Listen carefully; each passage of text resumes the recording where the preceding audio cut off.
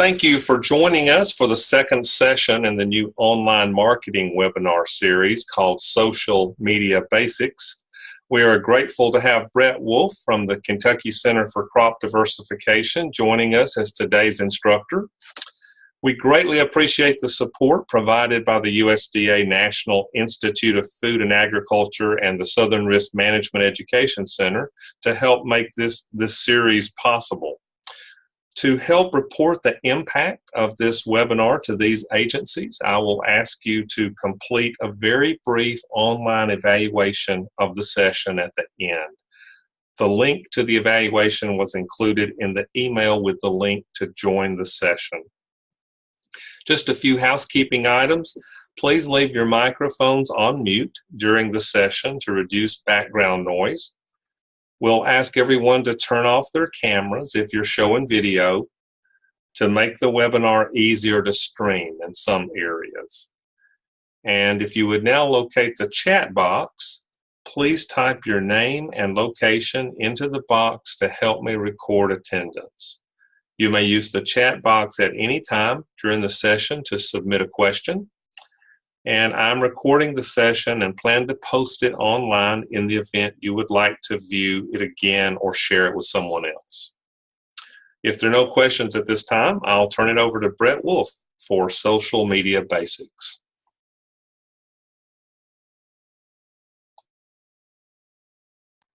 Well, thanks, Hal, and thanks for having me.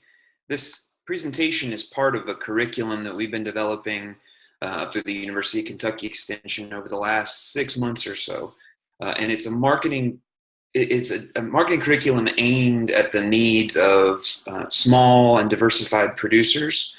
It's highly customizable. We can do lots of different things with it, and we're going to present a couple more parts of this later on in this series from the CPA. But we're really grateful for the opportunity to talk with you all. So this topic is really challenging for a number of reasons, but in particular, it's hard to talk about because the concept of basics, social media basics, everybody has a little bit different metric for what is considered basic. And so this really, truly will be, I think, toward the really basic end of the spectrum. So hopefully that's okay with you all. We're going to talk through just a couple of the different options available in terms of platforms, and then some different things about strategy and tools. And we're going to walk through. In the middle, I'm going to actually go out to my browser on the internet and take a look at a couple of different aspects of the Facebook tools that you have available and some stuff on Instagram as well. And hopefully, if we have enough time, I'll do my best to at least explain the concept of hashtags, which is a question that I get all the time. So while yes, the platforms are different, some aspects of social media marketing are going to be very similar to other older forms of media. So I'm kind of curious in the chat box, if you could let me know what do you think, what messages do you think matter to your clients or to your customers or to you maybe?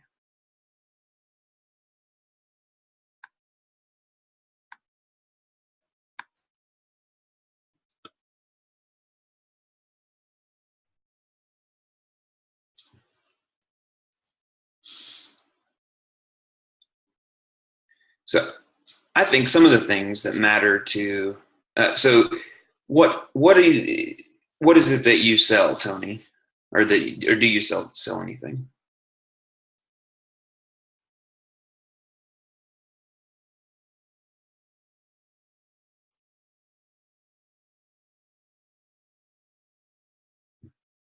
So I just jump started here. I think in terms of a lot of local food businesses and businesses selling, okay, cool. So when people are talking about when people are interested in bee subscriptions or they're interested in classes, what do you think it is about those that draw them in? So maybe my question isn't very clear, but so I think one thing that a lot of people care about is the issue of locality. They care that a product or a service is coming from a local place. There's a number of reasons why people care about that, but that's one of them that typically jumps out. Another one is the relationship. I think people care about the fact that they know their farmer, know their food. You know, many of us have seen those bumper stickers, those kinds of things. So that's another aspect, another message that if we were doing social media, if we're doing radio media, if we're doing billboards, some of these things are going to be part of our message regardless. One thing that people may care about is transparency. So they want to know what you sprayed or how you treat your hives or what you feed your cattle or whatever it may be. That opportunity for transparency and discussion is another thing that people, I think, are very interested in. And as we're thinking through the messaging that we want to put out through social media and other venues, we always want to connect back to these values that we're putting out there. So they could be a little bit different for you. The last one here that people tend to forget, I think, is quality. And the reason I bring that up is because we know from some work done through the USDA and a couple other places over the last decade, these are the reasons why people want to buy local products, and why they want to buy straight from a farmer, those kinds of outlets. The number one thing they said was freshness, and you can see again taste. These are elements of quality, and I would argue that local producers are frequently in a better position to deliver high quality and to communicate the nature of that quality to their consumers than a grocery store might be.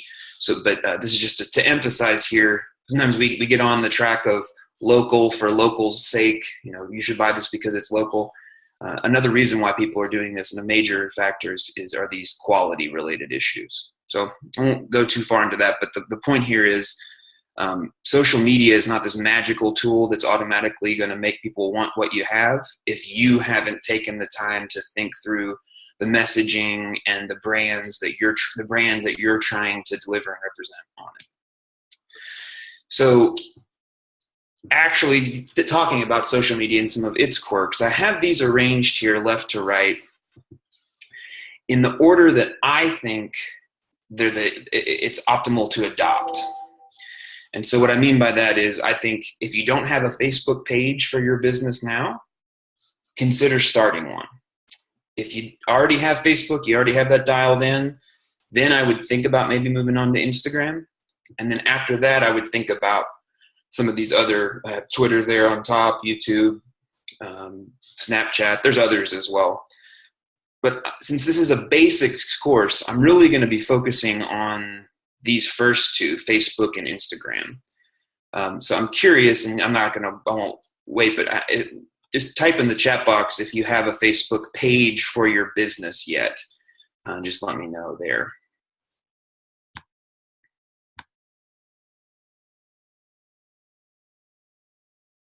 Okay, thanks, Tony. Great. Cool. Well, we have some video resources available for those who haven't yet started that and they're kind of intimidated by even the process of setting up a page, and I'll touch on those later. But so for me, I think, so how many of you are you all using Instagram as well, or a website? Because I think a website would fall somewhere in here, and we could talk about this in the next installment that I do. But I think there's a tendency, the reason I even mention this is because I see people frequently say, well, I might as well just get everything. I'm going to get a Facebook, I'm going to get a Twitter, I'm going to get a website, I'm going to have everything going. And sometimes it's just this sprawling mess of social media that it's hard to keep up with all that. So I think a well-maintained Facebook page is better than 17 different outlets that are all poorly attended to. So starting with Facebook, I think some of the main themes of its strengths and some of its weaknesses.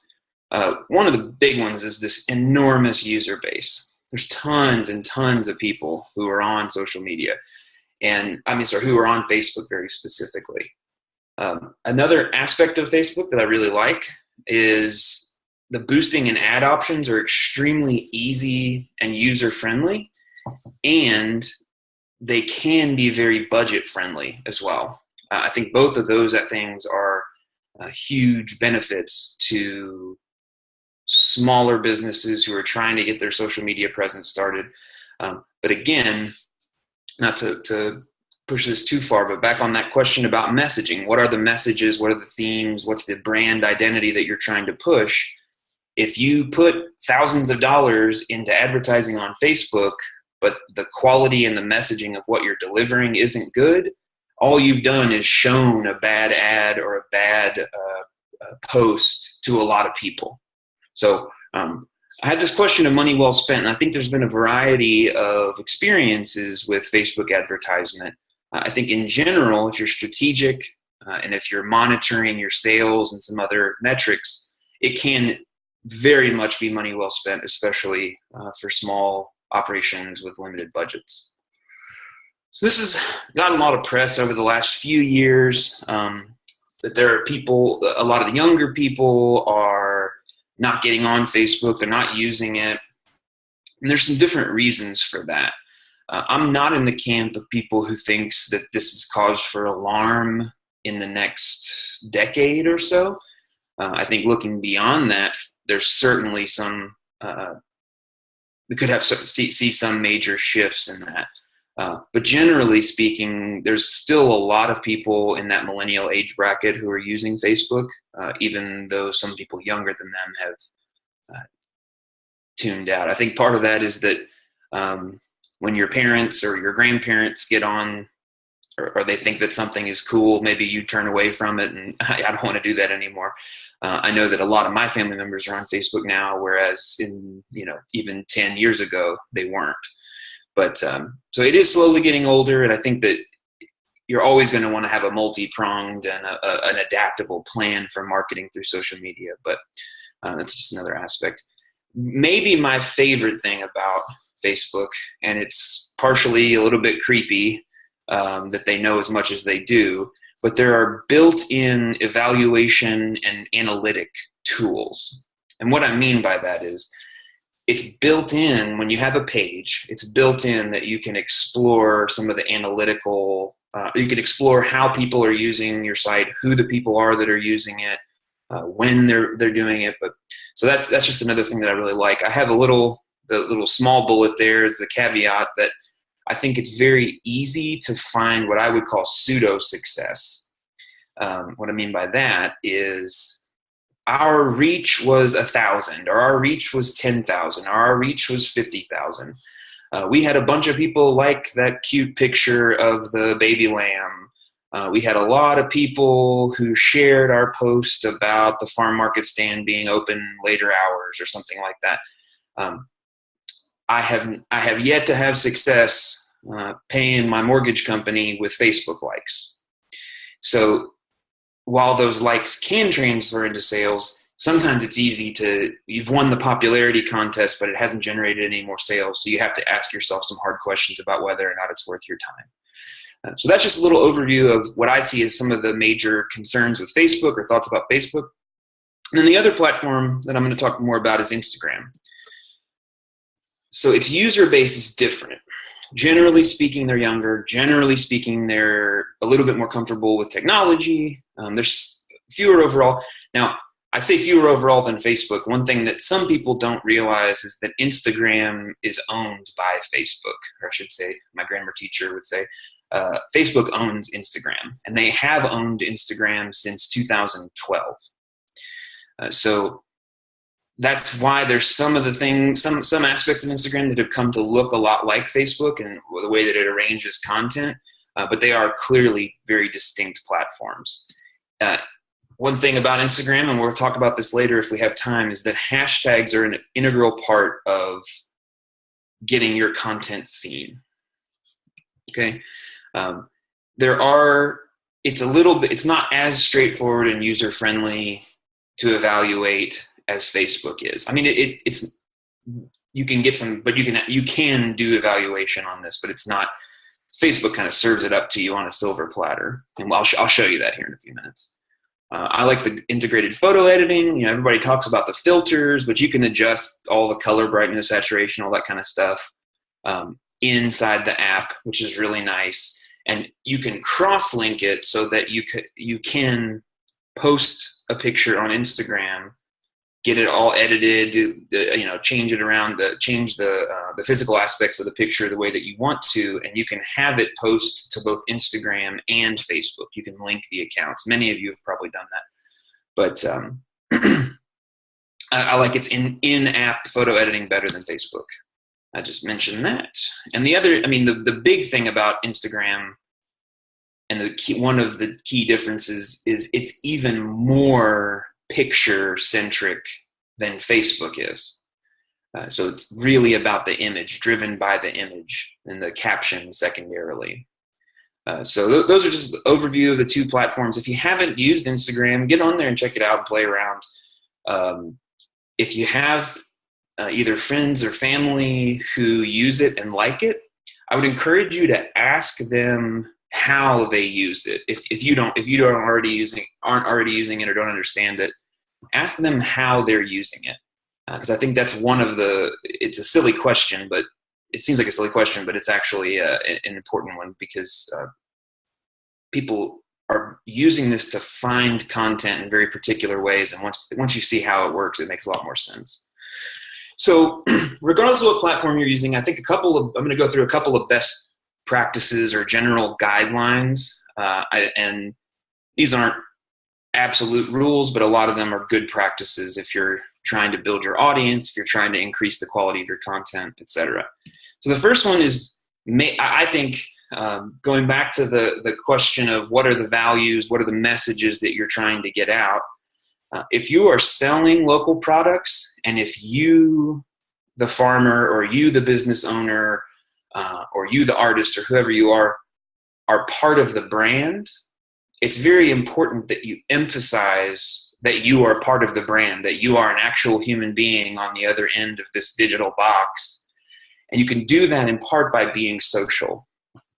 So that includes liking posts that other people put up, but also I can't tell you how many times I'll see comments on posts that a business or a company has made, and the company never responds to the comments, or they do so in a really vague way, giving an indication again that you, as a unique individual, are part of this brand, or part of this apparatus is a big part of that. So use social media to be social. It's not your one-way output. It's not your messaging output vehicle. If you do it like that, people don't like to be talked to. They like talking to people.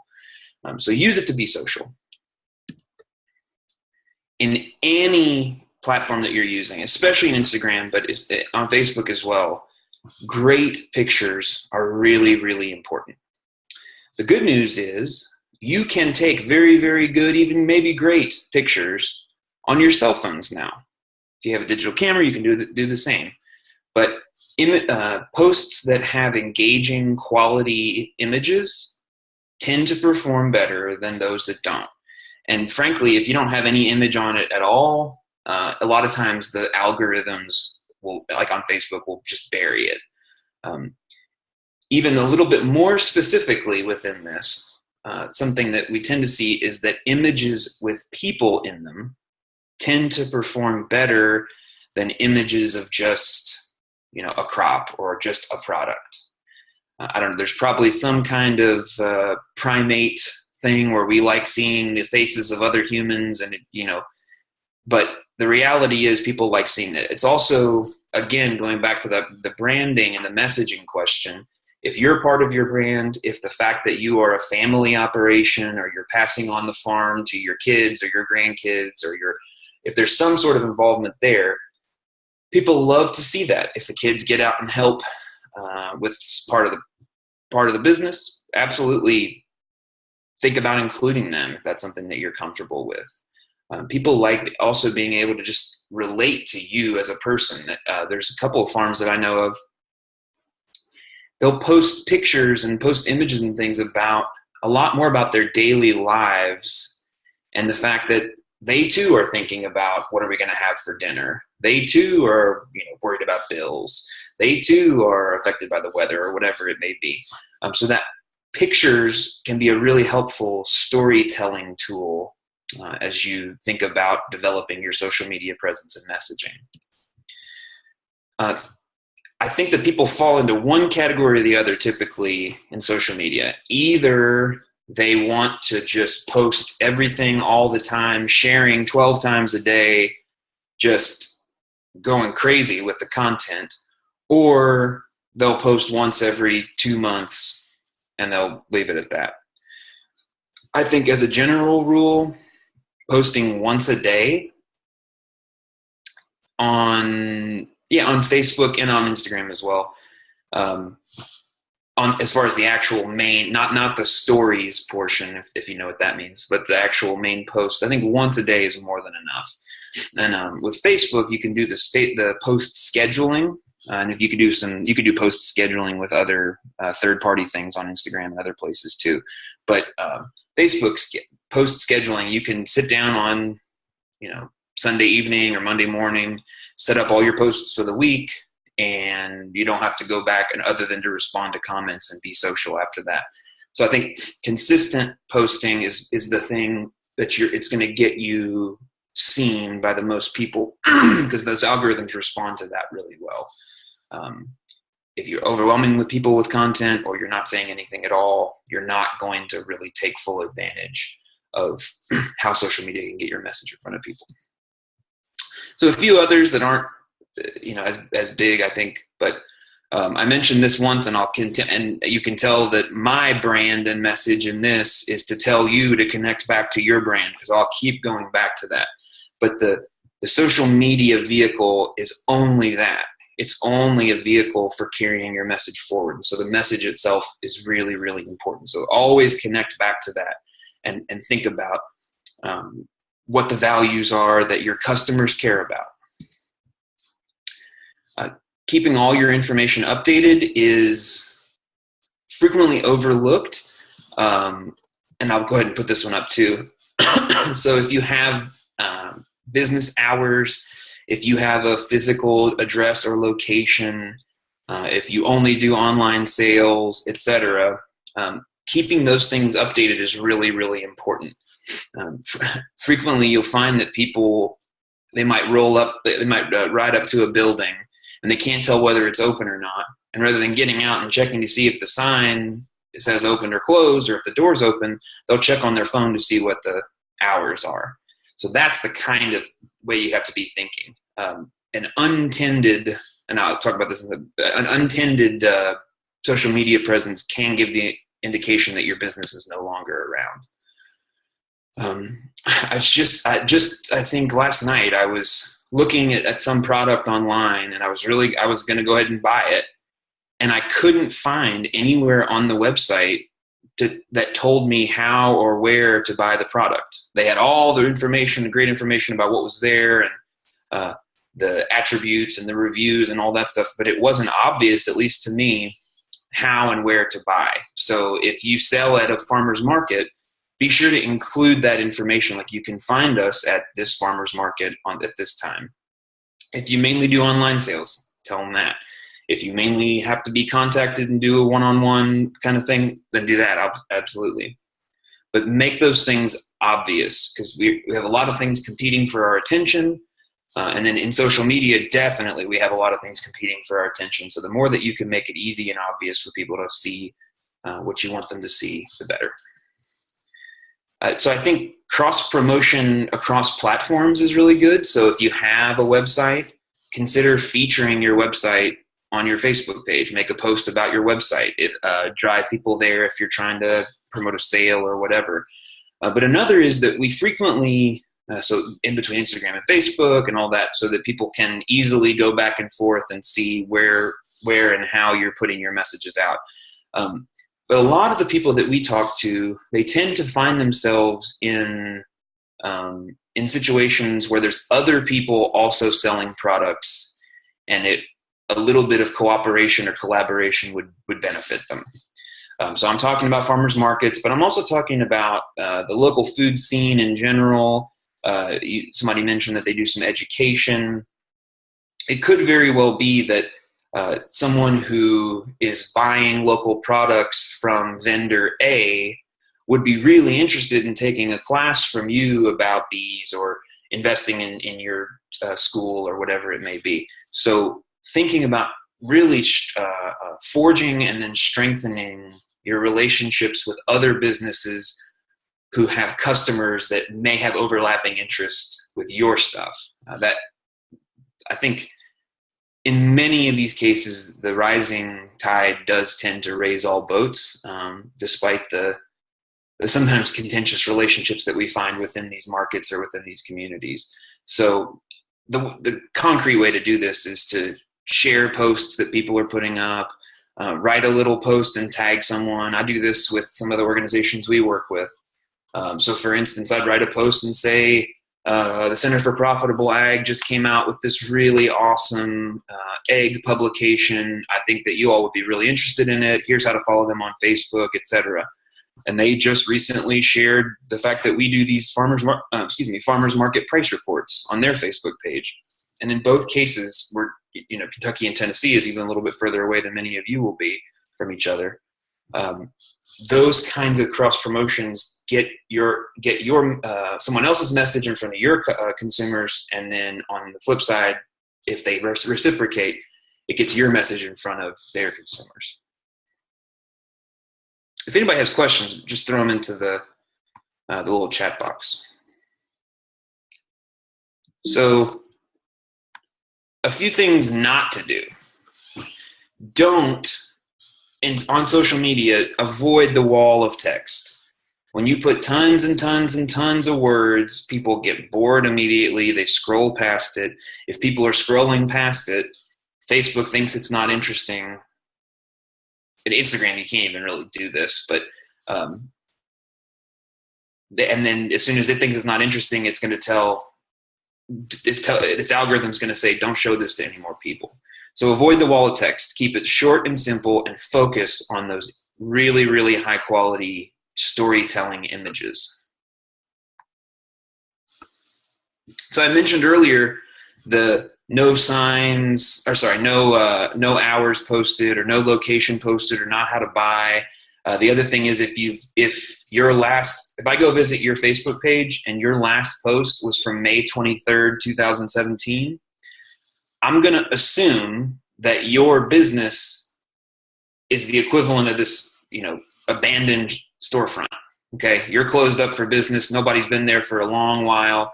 It's the equivalent of having the lights out and a window broken. So one of the places we see this happen is when people have done that phenomenon I described earlier, where they get a Facebook and a Twitter and a WhatsApp, and they get a Snapchat and a YouTube channel. They get all these different channels, and they don't post to any of them, or they just post to one. And so if I happen to stumble across your Twitter account, and again, you haven't posted in quite a while, well, I'm probably going to assume that business ABC, your business, is closed for good. And it's a shame, because I really would have liked to buy those strawberries you posted a picture of. So really try to avoid going dormant. It is better to pull things down if they're going to look dormant and untended than it is to just kind of leave it up there in its dilapidated state. So this seems to be becoming more and more important every day in a extremely polarized social media environment. There's so many. You have your business, and you're passionate about what that business offers. The things that you are delivering on, or your products, or your content, are so great. You don't need to take any time to do anything other than to tell people about how great your products are. There's no need to badmouth other people. There's no need to bring in really heated issues or really highly charged issues on your page, on your business page. So focus on your message. I tend to encourage people to keep things positive, sharing. So don't go off message and to get people upset. And the other one that you can really irk people with is oversharing. So what I mean by that is, I go to your in my newsfeed, I notice that I saw like 6 posts that you have shared from a variety of different outlets, and they're all like within 5 minutes of each other. And I know what's happened. You sat down on your computer and you scrolled through your Facebook and you thought this stuff was interesting, so you immediately shared it to your business page. That turns a lot of people off. And so, again, thinking about limiting the content that we're posting, but posting it consistently. That's just a good best practice. The problem with oversharing is as soon as somebody sees that you've done that frequently, they will unlike, unfollow, etc. So stick to your message. Put the message out at a moderate pace. So those are some tips. These are some things that we're going to go kind of a little bit deeper into some of the actual tools, and I'm going to show you where they live within the different apps that we're talking about. But I've heard talks given a number of times, and they'll talk about a big brand. They'll talk about Coca-Cola, or they'll talk about Gatorade or something, or I guess I'm thirsty. I got drinks on my mind. They'll talk about Levi clothes, and they'll say, Coca-Cola uses hashtags. Your small business should use hashtags too. And they kind of leave it at that. And I think part of the problem with that is it assumes or it implies that the approach for a large business and a small business in terms of social media is going to be different. The reality is that Coca-Cola's social media team probably looks like this. They probably have 2 people focused on developing, 2 or more people on developing new content. They almost certainly have 2 to 3 people just responding to comments that people have made on their various social media platforms. There are entire business marketing groups, marketing firms that have sprung up around the need for brands to have just a staff of people to respond to things. Your social media team probably looks something more like this, with your hands literally and figuratively already full. And if you're smart, then your social media team probably looks like this. There's a whole group of and now they're adults now, who have all grown up always having computers and always using them. So I put this in as mainly just a little joke, but we'll talk about asking for help here in a little bit. But regardless, even though big brand social media is going to be very different from how a small brand or a small business is going to use social media, there are some trends and some themes that we can pull out from those that we can use. And so one of those is this shift. Big data has become this huge, buzzword in the area of marketing, but also in healthcare and logistics and et cetera, et cetera, et cetera. But I think some people are finding that data for its own sake is not necessarily a terribly valuable thing. Somebody who's been in the news recently who does not feel this way is Jeff Bezos. They will never, data is their bread and butter. But a company like Walmart, this was reported in Forbes, I think last year, they only really use a targeted cross-section of their data to make some of their day-to-day merchandising strategies, so to determine how their stores are managed. And I like this quote here. It was kind of like people were just going out and trying to collect as much data as they possibly could, and we'll figure out a way to deal with it. We'll figure out a way to, well, it's gotten to the point where the data is so big that unless you are an Amazon type company, you have to make some strategic decisions about the types of information that you really want to get at. So hopefully, just stick with me here. So social media has brought these kinds of themes to even small businesses. And so we've shifted from the world of the mega corporations down to some small local businesses. And so one way to think about this is, what questions do you want to be able to ask and answer about your consumers? So who are your customers? How old are they? What's their gender? Do they have certain interests? Another question, what types of content do they want? Or maybe more accurately, what types of content do they tend to gravitate toward? And the very, very simple but important one is, when are they online? When are these customers, these consumers that you're interested in, when are they online? And so I'm going to hop out of the PowerPoint here for a second and actually go to my browser. And so we had a couple of questions about who our consumers are. Can everybody see my browser now? I'm assuming that you can. Perfect. Thank you. So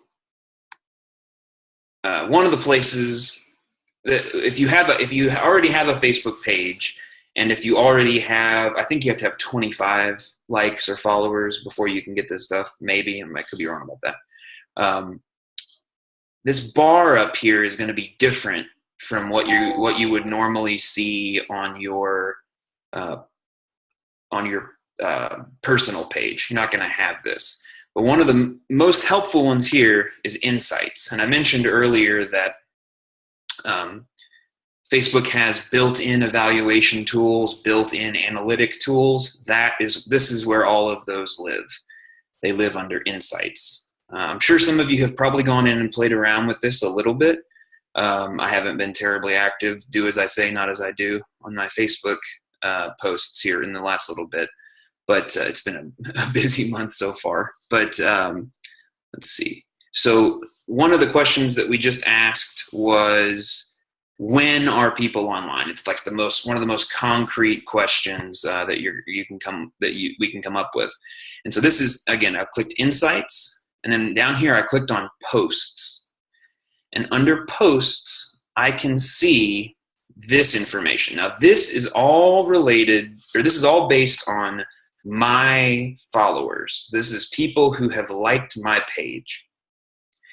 Okay, and so I think it's somewhere just over 1,500 now that we have.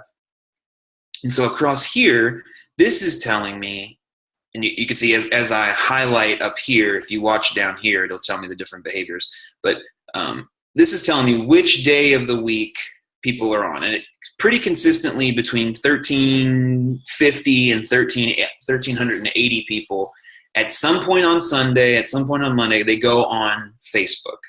So this is when people are on Facebook. So down here tells me what time of the day. This is for overall. This is the 708 of my followers are typically online at 9 p.m. So that's a peak there. There's a little peak here, 618. So 9 and 9.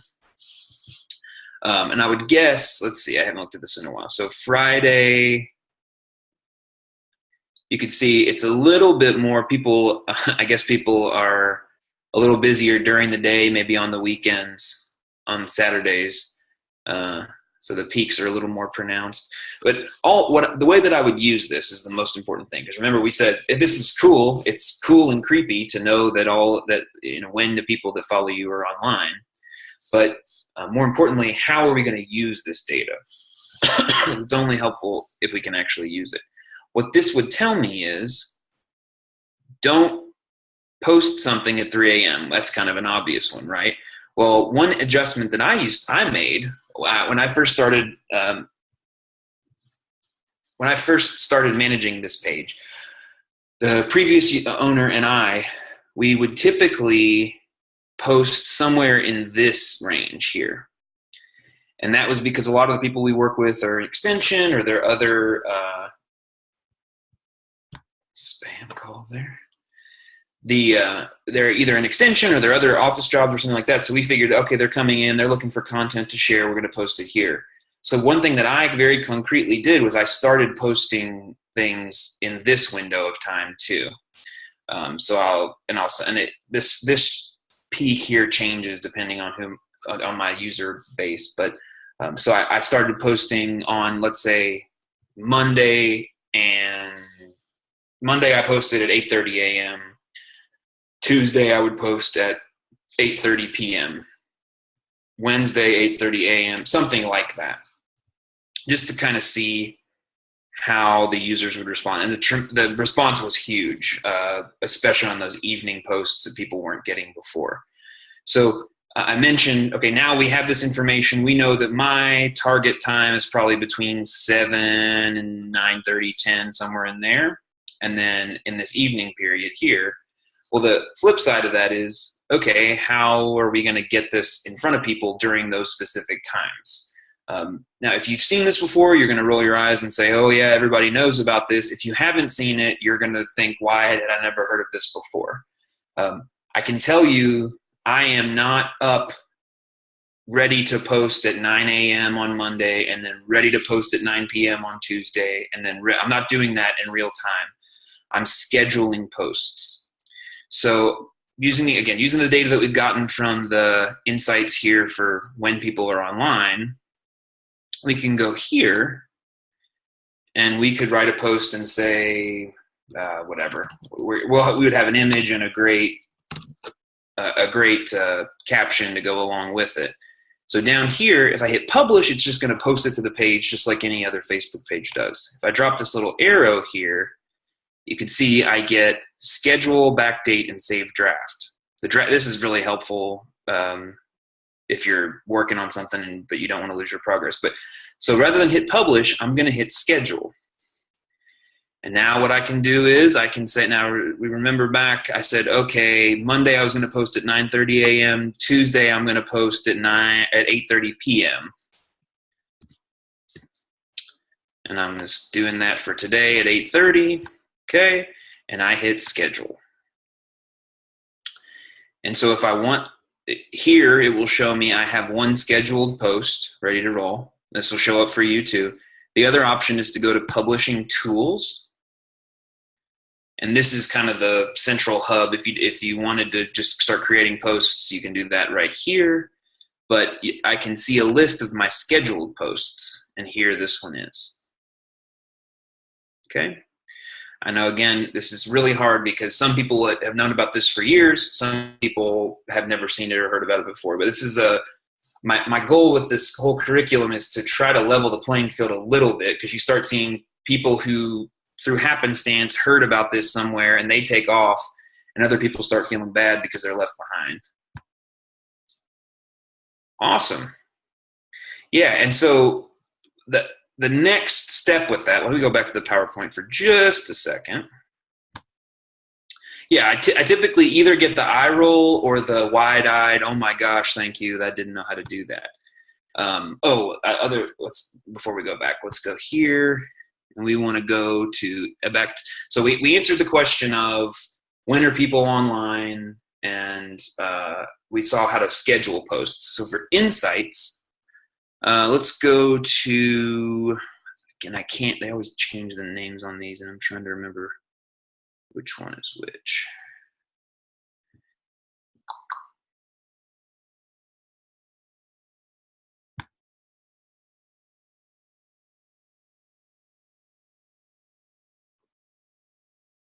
Our internet's been a little finicky with all the storms. Okay, so this is another issue here, or another aspect here.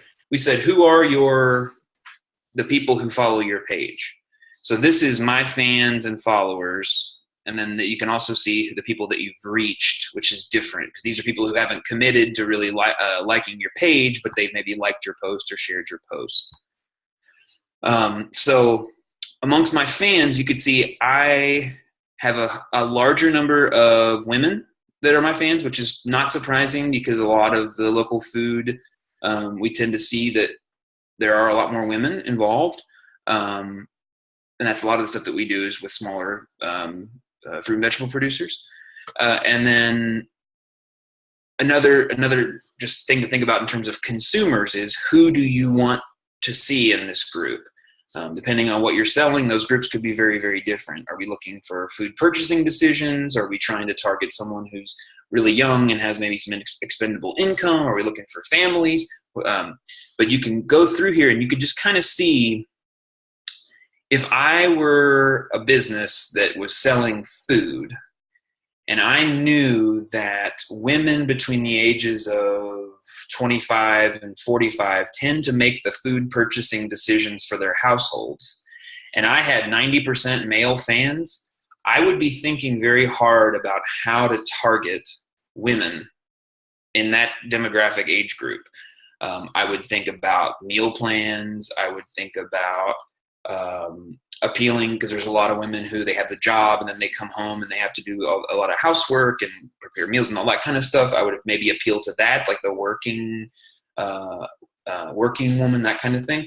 On the flip side, if I'm trying to sell things to men and I have all women who are my target, or who I'm currently have following me, I would think about how to appeal to those men. That you can talk to people, you can do polls, you can try to but this just gives you an idea of who you're already reaching. You can also see people reached. So this is people who haven't necessarily committed to liking your page and following it, but they have in some way shown interest in the posts that you're doing. So you can see here, I'm even more or the Center for Crop Diversification's page is even more popular with women who aren't our fans. Which again, that doesn't surprise me a whole lot.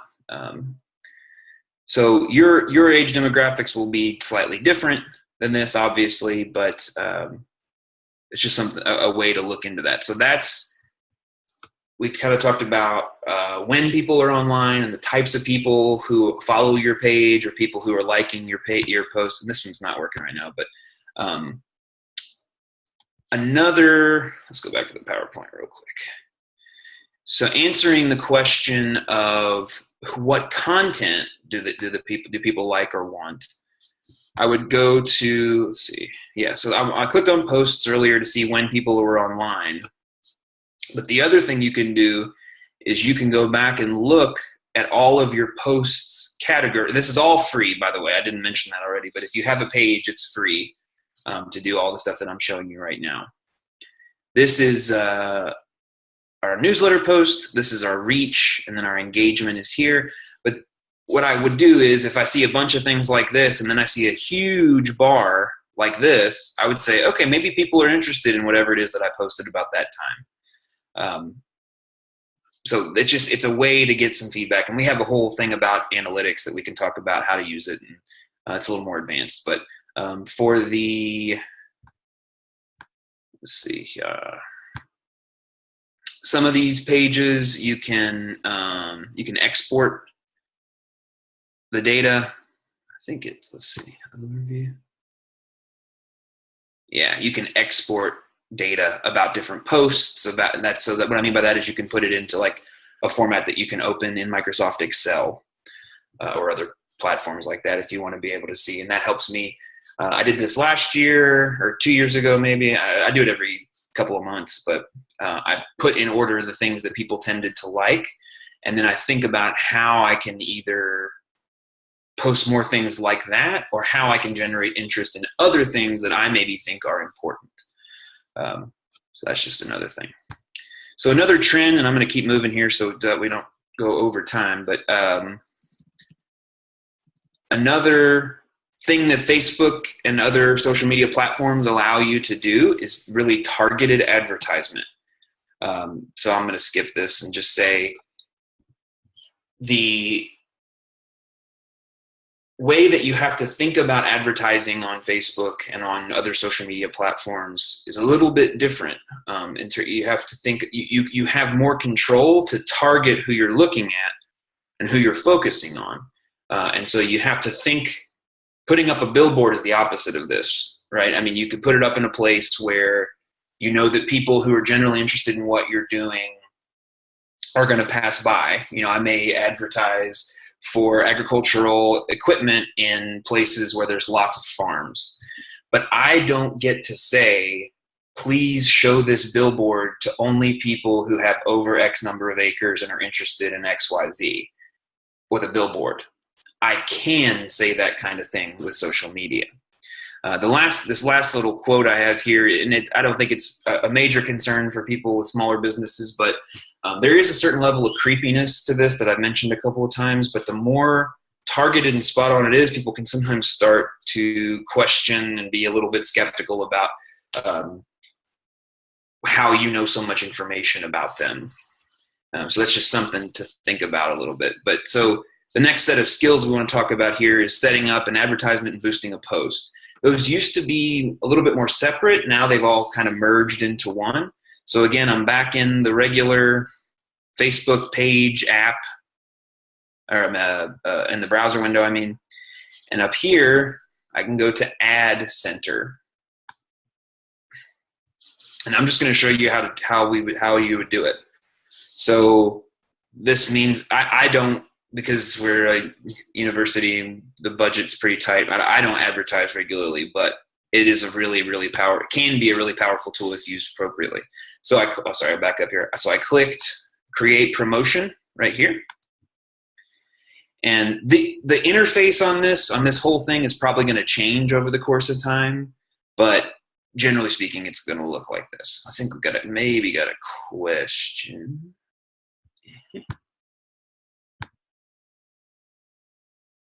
Nice. Cool. I'm glad it's helpful to at least someone. Someone said they didn't know how to do something that we had done. So I'm glad to hear that. So on this is for advertisements. And the top one here is that you are going to get Facebook to really like consult with you, I think. Further down, though, they have arranged the different advertisements according to the outcome that you're trying to shoot for. And so that could be boosting a post, which means that you have a post that you've already put up that you would like to show to more people, or you can create a very specific targeted advertisement about either a sale that's coming up, or you just want to get more people to go to your website and buy stuff from your online store or whatever it may be. So I think one of them that's probably going to be most applicable to a lot of us, and you can go through and as long as you don't enter your information and hit pay, you can play with all this stuff, set it up, and then just throw it away if you don't want it. So the one that probably applies to us is promote your business locally. So right now, we're located in Lexington, Kentucky, and that's where our page address is. And so this is local to us. And so we can change this radius, and obviously the smaller the radius, the smaller the number of people. So at 50 miles, it was 80-something or 61,000, and then at 20 miles, it's this, and at 5 miles, it's this. So what you could edit all this stuff, and this is just a basics course, so I'm not going to go too far in depth. So you can change the age ranges too. So I'm going to go 24 to 35, and I'm shooting for more women because I want to sell them, I don't know what, peppers. And so you can see up here, this is the number of Facebook users, active Facebook users in this geographical location who fit these parameters. Okay, so you can add this, like I want to say people who have said that they're interested in gardening and local food. Okay, now add those additional parameters, and look, this number went from 36,000 to 20,000. So what I'm doing here is I'm narrowing the scope of what is achieved, or of the people that I want to reach, and nothing that I've done so far changes how much this costs. Okay, I'm gonna repeat that again. So nothing that I've changed here yet. Not this, not this, not this. None of this changes how much this advertisement will cost. The only thing that this changes is selecting the pool of people that I'm interested in targeting. So as I scroll down, I have the option to run it on Instagram, and I'm not going to do that for now, for whatever. And again, that didn't change anything up here. So now I'm scrolling down, and this is where you can change the content of the ad and say something like, sale, buy now, and it'll change over here. So that's all the content-based stuff.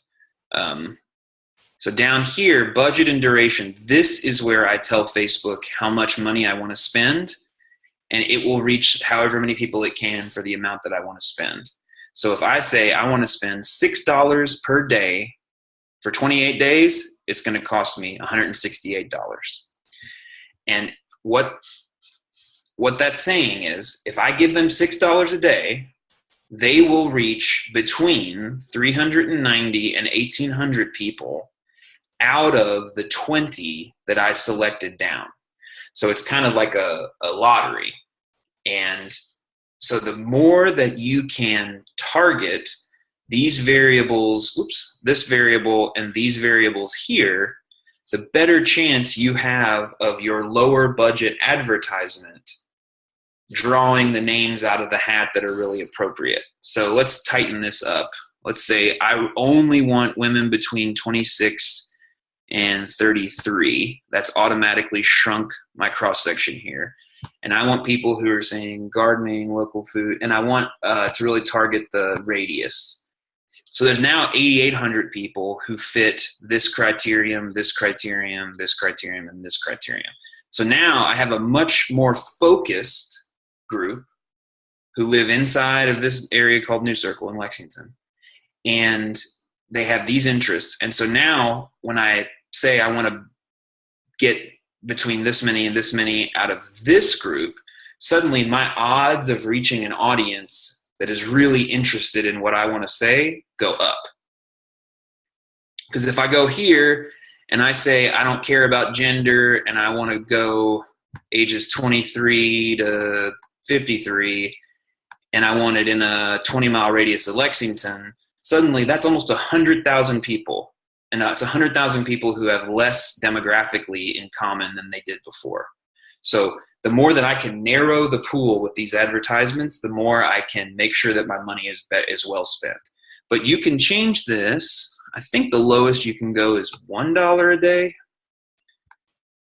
And you could try it for 7 days. Now, don't expect some huge, let's see I don't think I can.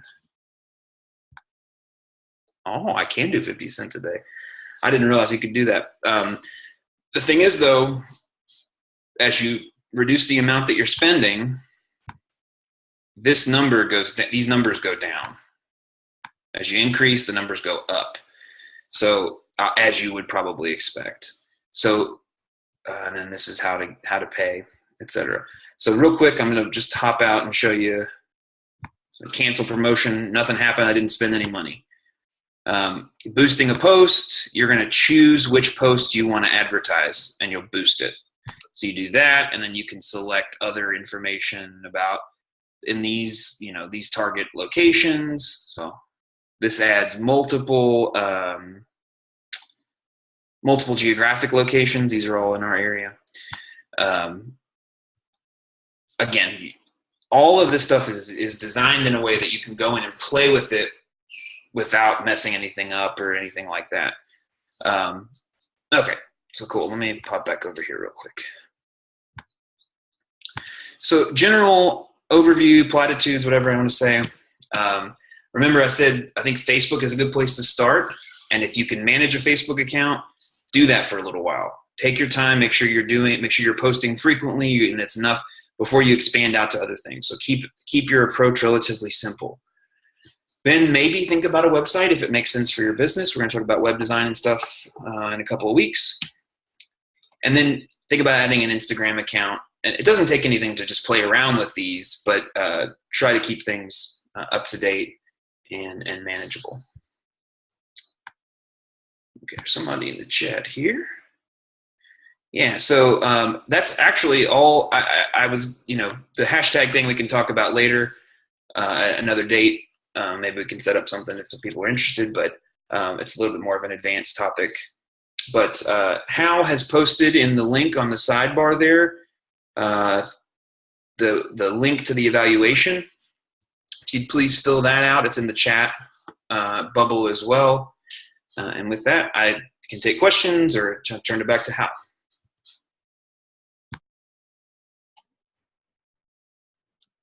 Okay, any questions for Brett? Thank you, Brett, for sharing this important information with us. It's been really helpful. We hope everyone will join us next month when Brett comes back to discuss basics of web design. We also hope you will register to attend one of our Device Ready workshops in August, being offered in Knoxville and Murfreesboro. Colleagues from Ohio State University will help us evaluate and improve our online presences. Finally, watch for details of our Facebook Marketing 101 workshops coming up in November and December. We appreciate you being with us today, and we ask once again if you'll complete the brief online evaluation at tiny.utk.edu/webinar-eval. We would appreciate it. So thank you all very much, and thank you, Brett.